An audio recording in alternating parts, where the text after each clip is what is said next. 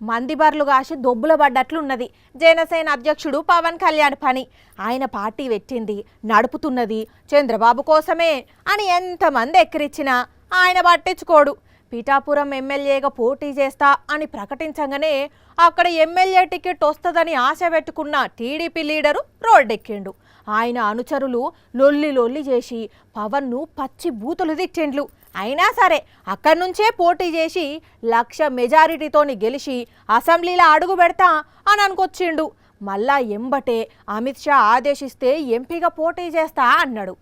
ఏంది కర్మ అని సెటర్లు వేస్తున్నారు వైసీపీ ఎమ్మెల్యే ద్వారంపూడి చంద్రశేఖర్ రెడ్డి. పవన్ కళ్యాణ్ పోటీ చేయాలంటే చంద్రబాబు టిక్కు పెట్టాలి. చంద్రబాబు టిక్కు పెట్టకుండా పవన్ ఒక్క అడుగు కూడా ముందుకెయ్యడు. పవన్ కళ్యాణ్ ఎంపీగా చేయాలంటే అమిత్ షా టిక్కు పెట్టాలి. ఏంటండి కర్మ? ఇంకా నయం మోడీ టిక్కు పెడితే సీఎం అయితే అనలే. ఒక రాజకీయ పార్టీకి అధినేత అతను పోటీ చేసే సీట్ల గురించి కూడా ఒక టిక్కు పెట్టాలంటున్నాడు. అంటే సినిమాలల్లా డైరెక్టర్ యాక్షన్ అనగానే యాక్టింగ్ షురూ చేస్తాడు కదా, అట్లనే ఎవరో ఒకరు టిక్కులు పెట్టందే ఆయనకి ఏ పని చేయబుద్ధి కాదు కావచ్చు. పవన్ కళ్యాణ్ అన్న వ్యక్తి మీద ప్రజల్లో నమ్మకం లేదు. మరి ఆయన ఏంది పిఠాపురంలా 1,00,000 మెజారిటీతోని గెలుస్తా అని అంటున్నాడు. అసలు ఆయన అక్కడి నుంచే ఎందుకు పోటీ చేస్తున్నాడు సార్? పిఠాపురంలో అతను సామాజిక వర్గం ఎక్కువ ఉన్నారని అక్కడికి వెళ్తున్నాడు. అంటే మళ్ళా ఓడిపోతానేమో అనే భయంతోని సేఫ్ సైడ్ చూసుకుంటున్నాడు అన్నట్లు. ప్లాన్ అయితే మంచిగానే ఉన్నది కానీ మరి అక్కడి ఓటర్లు ఏం చేస్తారో చూడాలి.